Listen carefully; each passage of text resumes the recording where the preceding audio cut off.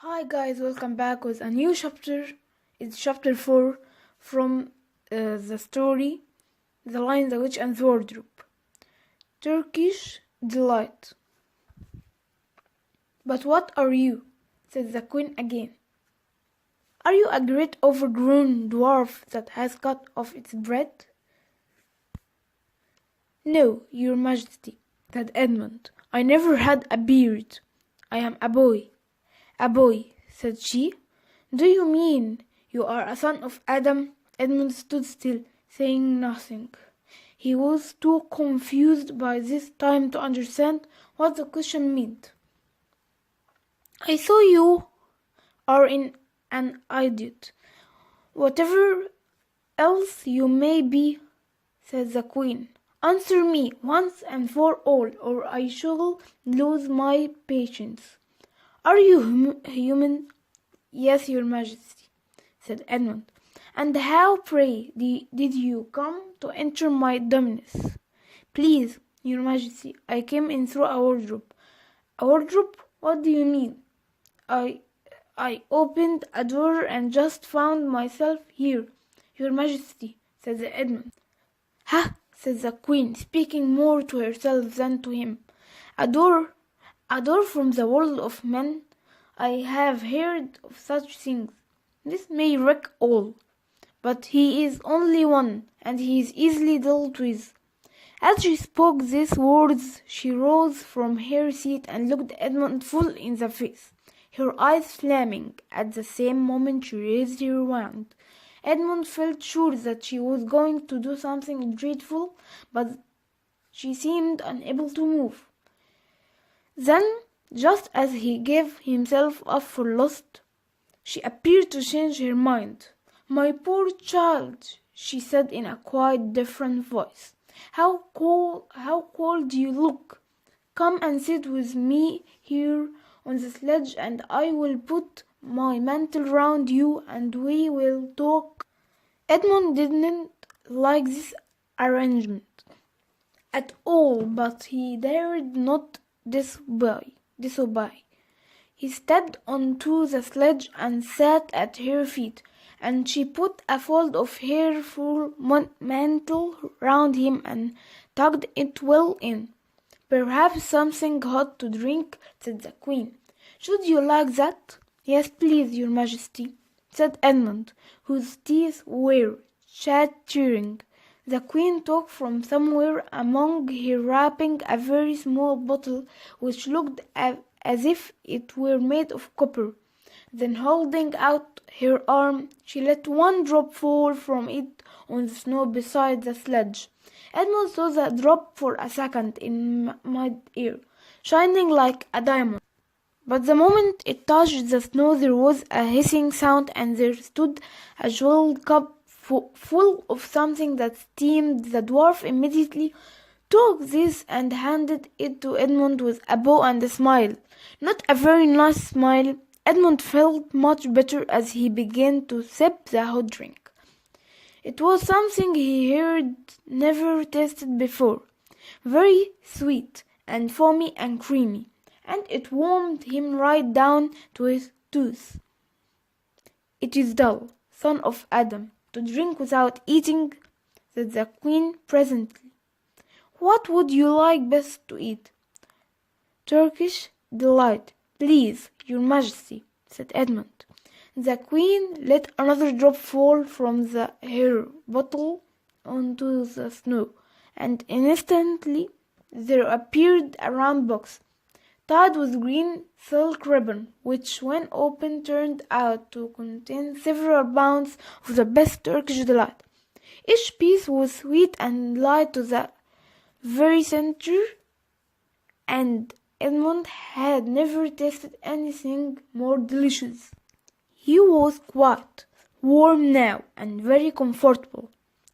While he was eating, the queen kept asking him questions. At first Edmund tried to remember that it is rude to speak with one's mouth full, but soon he forgot about this and thought only of trying to shovel down as much Turkish delight as he could, and the more he ate, the more he wanted to eat, and he never asked himself why the queen should be so inquisitive. She got him to tell her that he had one brother and two sisters, and that one of his sisters had already been in Narnia and had met a faun there, and that no one except himself and his brother and his sisters knew anything about Narnia. She seemed especially interested in the fact that there were 4 of them and kept on coming back to it. "You are sure there are just 4 of you?" she asked. "2 sons of Adam and 2 daughters of Eve, neither more nor less." And Edmund, with his mouth full of Turkish delight, kept on saying, "Yes, I told you that before, and forgetting to call her Your Majesty." But she didn't seem to mind now.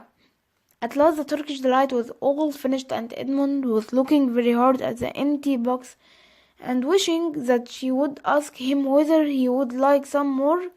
Probably the queen knew quite well what he was thinking, for she knew, so Edmund didn't, that this was enchanted Turkish delight, and that anyone who had once tasted it would want more and more of it, and would even, if they were allowed, go on eating it till they killed themselves.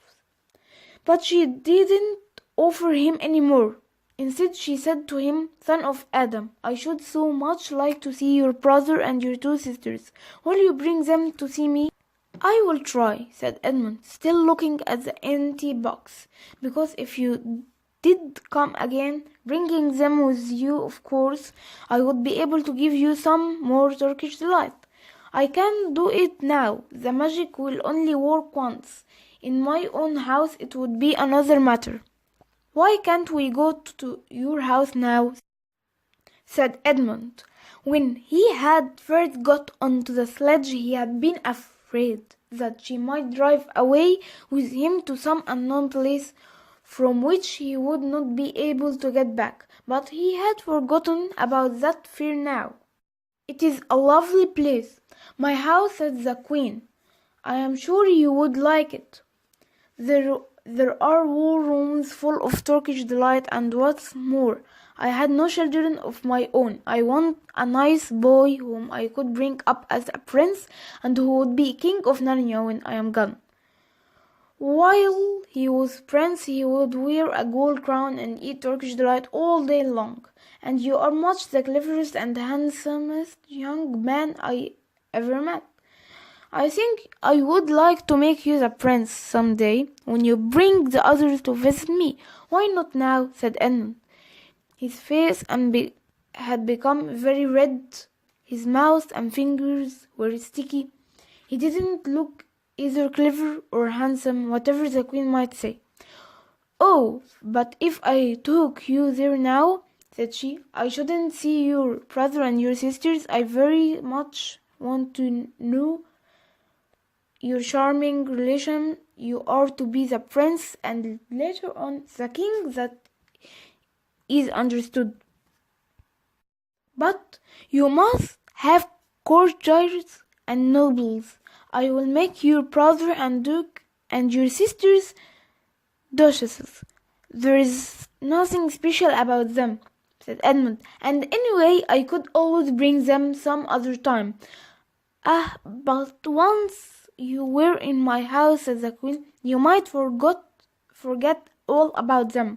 You would be enjoying yourself so much that you wouldn't want the bother of going to fetch them. No, you must go back to your own country now and come to me another day with them. You understand? It is no good coming without them." "But I don't even know the way back to my own country," pleaded Edmund. "That's easy," answered the queen. "Do you see that lamp?" She pointed with her wand, and Edmund turned and saw the same lamp-post under which Lucy had met the faun. "Straight on beyond that is the way to the world of men. And now look the other way." Here she pointed in the opposite direction. "And tell me if you can see 2 little hills rising above the trees." "I think I can," said Edmund. "Well, my house is between those 2 hills. Walk through the wood till you reach my house. But remember, you must bring the others with you. I might have to be very angry with you if you came alone." "I will do my best," said Edmund. "And by the way," said the Queen, "you needn't tell them about me. It would be fun to keep it a secret between us two, wouldn't it? Make it a surprise for them. Just bring them along to the 2 halls. A clever boy like you will easily think of some excuse for doing that. And when you come to my house, you could just say, 'Let's see who lives here,' or something like that. I am sure that would be best. If your sister has met one of the fauns, she may have heard strange stories about me, nasty stories that might make her afraid to come to me. Fauns will say anything, you know. And now, please, please," said Edmund suddenly, "please couldn't I have just one piece of Turkish delight to eat on the way home?" "Haha, no, no," said the Queen with a laugh. "You must wait till the next time." While she spoke, she signaled to the dwarf to drive on, but as the sledge swept away out the side, the Queen waved to Edmund, calling out, next time, don't forget. Coming soon." Edmund was still steering after the sledge when he heard someone calling his own name, and looking round he saw Lucy coming towards him from another part of the wood. "Oh, Edmund," she cried, "so you have got in too. Isn't it wonderful? And now—" "All right," said Edmund. "I see you were right, and it is a magic wardrobe after all. I will say I am sorry, if you like. But where on earth have you been all this time? I have been looking for you everywhere. If I would known you had got in, I would have waited for you," said Lucy, who was too happy and excited to notice how snappishly Edmund spoke, or how flushed and strange his face was. "I have been having lunch with dear Mr. Tennis, the faun, and he is very well, and the White Witch has done nothing to him for letting me go. So he thinks she can't have found out, and perhaps everything is going to be all right after all." "The White Witch?" said Edmund. "Who is she?" "She is a perfectly terrible person," said Lucy. "She calls herself the Queen of Narnia, though she has no right to be queen at all. And all the fauns and dryads and naiads and dwarfs and animals, at least all the good ones, simply hate her. And she can turn people into stone and do all kinds of horrible things. And she has made a magic so that it is always winter in Narnia. Always winter. But it never gets to Christmas. And she drives about on a sledge drawn by Renader, with her wand in her hand and a crown on her head. Edmund was already feeling uncomfortable from having eaten too many sweets, and when he heard that the lady he had made friends with was a dangerous witch, he felt even more uncomfortable. But he still wanted to taste that Turkish delight again, more than he wanted anything else. "Who told you all the stuff about the White Witch?" he asked. "Mr. Tom is the faun," said Lucy. "You can't always believe what fauns say," said Edmund, trying to sound as if he knew far more about them than Lucy. "Who said so?" asked Lucy. "Everyone knows it," said Edmund. "Ask anybody you like. But it's pretty poor sport standing here in the snow. Let's go home." "Yes, let's," said Lucy. "Oh, Edmund, I am glad you have got into. The others will have to believe in Narnia now that both of us have been there. What fun it will be!" But Edmund secretly thought that it would not be as good fun for him as for her. He would have to admit that Lucy had been right before all of the others, and he felt sure the others would all be on the side of the fauns and the animals. But he was already more than half. He would keep his secret once they were all talking about Narnia. By this time they had walked a good way. Then suddenly They felt coats around them instead of branches, and next moment they were both standing outside the wardrobe in the empty room. "I say," said Lucy, "you do look awful, Edmund. Don't you feel well?" "I'm all right," said Edmund. But this was not true. He was feeling very sick. "Come on, then," said Lucy. "Let's find the others. What a lot we shall have to tell them, and what wonderful adventures we shall have now that we are all in it together." And now, guys, we finished chapter 4 from the story The Lion, the Witch, and the Wardrobe. Thank you for listening.